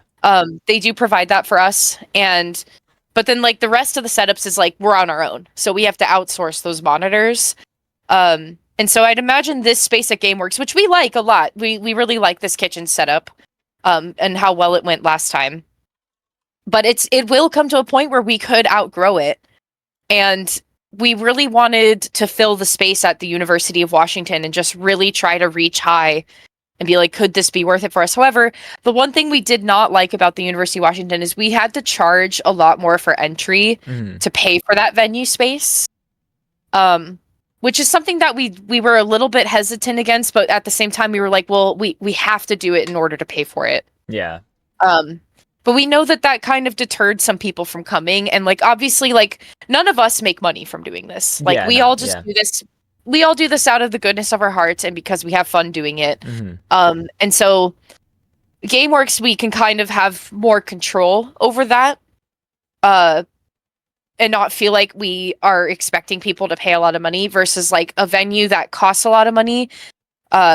We do need to charge more, but then it's like, but that's the price of growth almost, right? Yeah, it's like, absolutely. Okay, if this venue really fits our needs in the future, then it's like, this is kind of like where it's leading to, right? So it's just, those are all conversations I feel like as a TO that are really challenging to have and just try to deliberate. Because it's like at the end of the day, like we just want to provide a space where people can come together and hang out and be with their friends. Yeah. And play a game that they like and create a vibe, create an atmosphere. But it does come down to those challenging decisions of like, okay, well, how do we find a space that'll cater to that? And how do we make that work for us to get people to show up? Because it's like, we know that money is, it's hard. It's really hard these days for a lot of people. So it's like, we don't want to be overcharging, but we also need your help. If this is the space that you want, then like, we need your help with that. So it's, and yeah, and we also like, actually Fusion is saying it in the chat too. Like we have a lot of equipment as well. Yeah. So it's just, I don't know, it's challenging. There's a lot of different considerations as a TO. And you just want to do the best for your community. You want to just do right by your community. So it can be challenging. And so running Sea Battle Royale was kind of tough in that aspect. However, overall the event was so great and the venue space was really accommodating to us. And I hope that we can run it there again sometime. Absolutely. And, you know, that's got to be one of the most challenging things as a TO is having to push for those kind of changes. Because even though, like, on the overall, it's going to be so much better for not only just the event as a whole, but just the player experience and just the atmosphere will continue to be great. But yeah, obviously the downside is it's going to cost more. There's a little bit more the effort that's going to be put into it. It's really like I won't say it's like a double-edged sword, but it's definitely got some some pros that are going to have a few cons that have to follow through with it. So it's one of those decisions though. It's like it has to be made at some point, and it's just unfortunate that it has to be made at the times they are. You know what I mean? I know at some point it's going to end up happening with Big Dapple. You know, eventually it's going to get to a point where it's like, hey, there's so many of you that keep coming, and we love you guys, but you know, we got to get a new place. We got to start now, instead of just having the equipment there already, we're gonna have to start renting it out. So the cost is gonna go up, and you know, it's really sucky to have to say to players too. You know what I mean? As I'm not a TO, but I could still, like, as someone who works in like retail, and I've had to tell so many people so many different things, especially with the knowledge I have in my current position. Like, it's so hard to say certain things to people because it's like you want to give them the best answer possible, but the best answer is the one they want to hear the least. So it's really challenging, but you know, at the end of the day, it is for the better of the community and for the better of the event.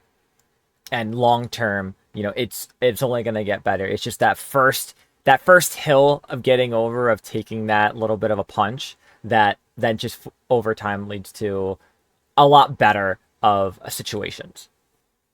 Yeah, and we take what the community says very seriously, because we release a feedback form after every single event. Because it's like, okay, like, no, what did you like about this? Like, what can we change? What can we improve? Like, what was really good about this? Like, anything helps. Yeah. And I feel like our feedback form from our community has really led to our legacy so far, because we ran our first 3 events in the Esports Lounge. However, within those first 3 events in the Esports Lounge, which we outgrew the Esports Lounge, Sea Battle 1. Like, we outgrew that space so fast, because it was like there was nowhere for people to stand. People had to like leave and come back. It was so loud and cramped, and like, but we got it done, right? Like, we got it done. But it was so cramped and loud. But within those first 3 Sea Battles, we not only had commentators, like we started commentary for the first time. We got better lighting. We started doing like other little like things with like interviewing around the venue. We started having like venue tours. Like, we started adding more and more and more into those first 3 Sea Battles. And then finally, with approval from the venue, we were like, okay, we're going to take your feedback. Sea Battle 4, we are increasing our space. And within Sea Battle 4, we had a really awesome commentator setup. It's my favorite commentator setup we've had by far. Like, on the couch, we had a really cool backdrop. We had plushies everywhere. It was very like comfortable. Not only that, but like our audio setup got a huge upgrade. We got like SLR headsets. We got really nice microphones, like LTC Riptide level microphones for people to use. which was really great. And like we had a good stream set up, and then Fusion got a projector, so we had like a projector area where you could watch the game like on a bigger screen and hear the commentators. We added another station and like had more space. And then Sea Battle 5, obviously, it was like our anniversary. We're like, let's go big or go home. We'll do a bigger venue, da-da-da. But like all of that came from momentum on feedback forms. Yes, yeah. Of like things we could change, like actionable things that we could change and improve upon. And I think that is like what's so important is like, and I want to hit home is like when TOs plan these events, it's like we do take your feedback seriously. We do try to incorporate it as best as we can. And along with our feedback form, we tack on an FAQ. So we will release an FAQ of being like, hey, the venue's really loud. Like, can we ask to turn the music down? It's like, hey, like there's actually things that we cannot control because it's like, it is the venue's space. Like, you know, so it's like, we can't change the lighting. We can't turn down the music. We can't do this. However, we can do this. We can ask to do this. We can make this better. And so it's just nice because we give people context for things of like, why has this thing not changed? Yeah. In 3C battles. And it's like, well, it's because it's out of our control and the venue controls how this is. Like, we can't do that. Or, you know, like, why was Sea Battle Royale a lot more expensive than the normal Sea Battles? It's like, well, we're instead of like how we like to work things at GameWorks, we're actually paying a lot more for this venue to have all of this space for this amount of time. Yeah. So we need to be charging more so that we can pay our venue back. And so it's nice having, I think people really appreciate the transparency of it. And so that's why the feedback form and like the FAQ is really helpful, because then you're very open and honest with people, and people are a lot more understanding of like why we have to make these decisions and do things this way. And I'm really grateful for that. We have a very supportive community that's very understanding of that, and which is really nice. And so I hope other people have that experience as well. Yeah, no, 100%. The feedback forms are so important. And if you're watching and you go to locals frequently and you've never decided to fill those forms up before, take the couple seconds or minutes it takes to fill those out. It helps so much. It does tremendous work for the TOs and gives them the proper feedback they're looking for, whether it's positive or negative. And, you know, I love that what you said about transparency, right? That's something that you don't get a lot from, like, you know, bigger events and bigger just overall I want to say party, or it's more complicated, right? It gets to be a little more complicated. Yeah. But when it's on a smaller scale, you're able to produce a lot more knowledge, be able to talk a lot more about certain situations, and explain it a little more thoroughly than you would if it was like a much larger event. Exactly. All right. One of the last questions, Sapph, that I have for you before we look to close things out is, what is next for you for the rest of this year? What do you have going on? Wow. I'm going to be taking a little break from broadcasting, commentary, and all that. I'm going to Europe. Oh, lovely. For the month of June. It's going to be really exciting. So I'm going to be doing some traveling for a little bit. In terms of like commentary, broadcasting, probably just my usual things. Might do an SOS here and there. Might play in From the Ink Up. Actually, I've already tacked Falco down for the next From the Ink Up because I have a team name, a pickup name that I really want to run on the next From the Ink Up. And so he's like, after LCS, free as a bird, we can do that. And I was like, okay, great. Nice. So probably playing a pickup here and there. Obviously running Sea Battle. It's probably just kind of the same old, honestly. I don't really foresee anything too major on the horizon. Unfortunately, because of my travels in Europe. Well, not unfortunately, it's a good thing I'm going to Europe. Yeah. But I can't make it to Galmo because of that. Get on my level. I can't make it to MomoCon either because I fly out the weekend that MomoCon is. Oh my gosh. Yeah, so I can't make it to MomoCon either, but I'm rooting for both of those majors very deeply in their success. But I will be at Riptide. Nice. I will be at Riptide. I'm sure you will be too. Oh, absolutely. Yeah, I'll be at Riptide for sure. But yeah, I think really the next big event on my horizon is Riptide, and then Nice. obviously before then there will be another sea battle, although I will not reveal when just yet. Yeah. Awesome. Fantastic. Sapph, I want to thank you so much for being here and coming on. This is the part of the podcast where I like to kind of pass over the mic and the floor is yours, right? This is for your YouTube. Shout out who you want to shout out. Say whatever you want to say, whether we talked about it or we didn't. Leave words of wisdom or not. Tell people to do things they shouldn't. Just kidding. Don't do that. But yeah, the mic is yours. Feel free to take over. Well, I'm not going far because I'm hosting Ludi tonight in exactly an hour. So you'll see me over on Splatoon Tourney in about an hour here. You'll see me on Splatoon Tourney 4 tomorrow. You'll also see me on I'm just really busy on Splatoon Tourney. Splatoon Tourney kind of owns me tomorrow. And a little bit of today, but that's fine. Yeah, shout out Costco Shrimp Cocktail for showing up to every sea battle. You're the realest. Shout out Falco Flyer for doing this really cool thing and making people's dreams come true to get to work on other really cool Splatoon things. Shout out Cactus for having me here today and yapping. We've been yapping for almost 2 hours. Yeah, Cactus. we have. I hope that's okay. Yeah, it's okay. Listen, as long as it's okay for you, because I know you got stuff you got to do. Yeah, no, that's totally okay. I'm glad that we could just organically kind of come to a closing point and chat. Shout out to the Sea Battle TOs, Fusion, Satan, and Takapa, the realest ones out there. I don't know what I would do without such an incredible team to get to run to our local together. And shout out to LAN Championship Showdown. This event is going to be so cool, you guys. I cannot wait to showcase everything for you tomorrow. It's going to be so fun. Yeah, I don't know. That's all I got. Don't find me. I'm on Blue Sky, but you don't need to find me. It's fine. I was gonna say, it's do you want good. to do any self shoutouts, but don't find No. you. Got it. No, don't find me. Don't find me. That's kind of my signature thing. Don't find me. If you must look, I'll be on Ludi tonight in an hour. I work on a boat. I'll be out in the islands this summer. I'll be in Europe. Otherwise, just please don't look. Don't look here, please.